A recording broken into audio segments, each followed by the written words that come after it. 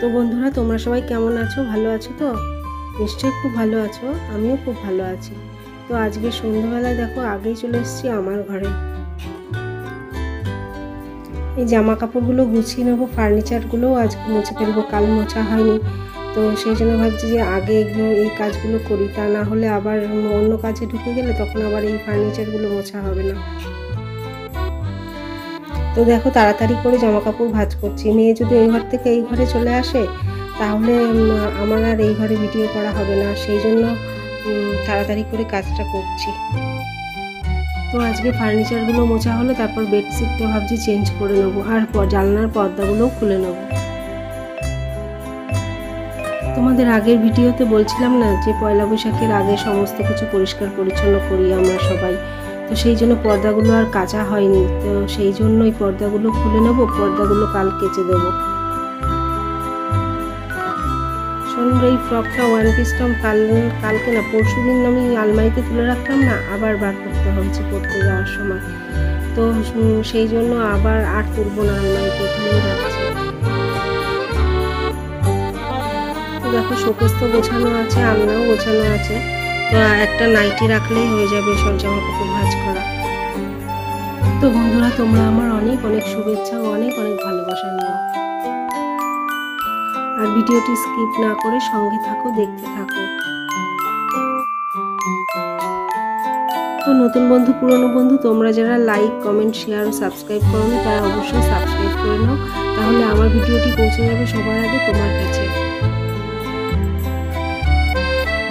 দেখো খাটটা তো মোছা হয়ে গেল, কিন্তু বেডশিটটা এখনো চেঞ্জ করতে পারিনি। তো পর্দাগুলো খুলে নিয়ে তারপর আমি বেডশিটটা চেঞ্জ করব।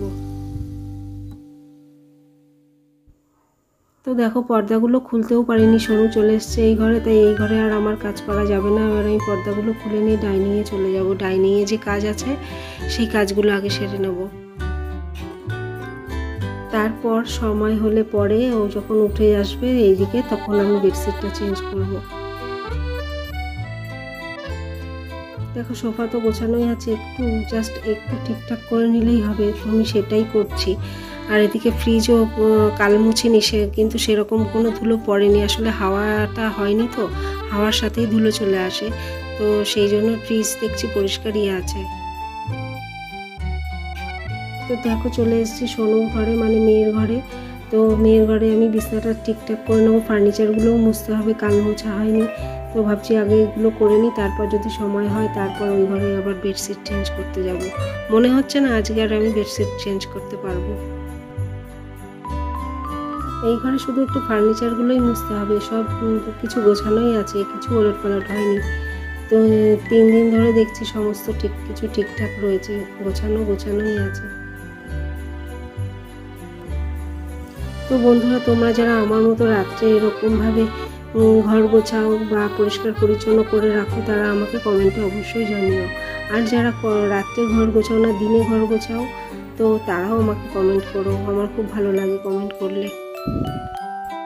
সোনুর ঘরে এই দরজাটা মোছা হয়ে গেলেই চলে যাব ডাইনিংয়ে একটু পরিষ্কার পরিচ্ছন্ন করে নিয়ে তারপর ঝাড় দিয়ে নেবো।